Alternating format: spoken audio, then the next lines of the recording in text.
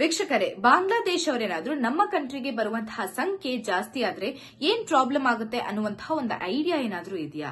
So ಇವಾಗ ನಾನ್ ನಿಮ್ಗೆ ತಿಳಿಸ್ಕೊಡ್ತೀನಿ. ಬಾಂಗ್ಲಾದೇಶ ಅವರೇನಾದ್ರೂ 5% ಇಲ್ಲಿ ಜಾಸ್ತಿ ಆದ್ರೆ ಇಲ್ಲಿನ ಡೈಲಿ ಲೇಬರರ್ಸ್ ಗಳಿಗೆ ಕೆಲಸ ಸಿಗೋದಿಲ್ಲ. ಡೈಲಿ ಲೇಬರರ್ಸ್ ತಾನೇ ಬೇರೆ ಬೇರೆ ಕೆಲಸ ಸಿಗುತ್ತೆ ಅಂತ ನಾವೇನಾದ್ರೂ ಸುಮ್ನೆ ಕೂತ್ಕೊಂಡ್ರೆ, ಇನ್ ಕೇಸ್ ಏನಾದ್ರೂ ಅವರು 10 to 15% ಜಾಸ್ತಿ ಆದ್ರೆ ಅವರು ವೋಟ್ ಬ್ಯಾಂಕ್ ಹಾಕೋದಕ್ಕೆ ಸ್ಟಾರ್ಟ್ ಮಾಡ್ತಾರೆ. ಬಿಡು, ಇನ್ 80% ನಮ್ಮ ಹತ್ರ ಇದೆಯಲ್ಲ ಅಂತ ನಾವು ತಿರ್ಗಾ ಏನಾದ್ರೂ ಸುಮ್ನೆ ಕೂತ್ಕೊಂಡ್ರೆ 20 to 25% ಜಾಸ್ತಿ ಆದ್ರೆ ಅವರ ರೈಟ್ಸ್ ನ ಅವರು ನಮ್ಮ ಕಂಟ್ರಿಯಲ್ಲಿ ಡಿಮ್ಯಾಂಡ್ ಮಾಡೋದಕ್ಕೆ ಸ್ಟಾರ್ಟ್ ಮಾಡ್ತಾರೆ. ಅದಾದ ನಂತರ 30 to 35% ಏನಾದ್ರೂ ಜಾಸ್ತಿ ಆದ್ರೆ ಅವರಲ್ಲೇ ಒಬ್ರು ಲೀಡರ್ ಆಗಿ ನಮ್ಮನ್ನ ರೂಲ್ ಮಾಡೋದಕ್ಕೆ ಸ್ಟಾರ್ಟ್ ಮಾಡ್ತಾರೆ. ಇಷ್ಟಲ್ಲ, 40 to 50% ಏನಾದ್ರೂ ಜಾಸ್ತಿ ಆದ್ರೆ ನಮ್ಮ ಕಂಟ್ರಿಗೆ ಬಂದು ನಮ್ಮ ಕಂಟ್ರಿಲೇ ಅವ್ರಿಗೆ ಒಂದು ಸಪರೇಟ್ ಕಂಟ್ರಿ ಬೇಕು ಅಂತ ಹೇಳೋದಕ್ಕೆ ಸ್ಟಾರ್ಟ್ ಮಾಡ್ತಾರೆ. ಸೊ ಇದೇನು, ಬಾಂಗ್ಲಾದೇಶ ಅವರು ನಮ್ಮ ಕಂಟ್ರಿಗೆ ಬಂದು ನಮ್ಮ ಜೊತೆನೆ ಇದ್ದು ನಮ್ಮ ಕಂಟ್ರಿಲೇ ಅವ್ರಿಗೆ ಸಪರೇಟ್ ಕಂಟ್ರಿ ಬೇಕು ಅಂತ ಹೇಳ್ತಾ ಇದ್ದಾರೆ ಅಂತನಾ? ಹೌದು, ಇದು ಖಂಡಿತವಾಗ್ಲೂ ನಿಜ ಆಗೇ ಆಗುತ್ತೆ.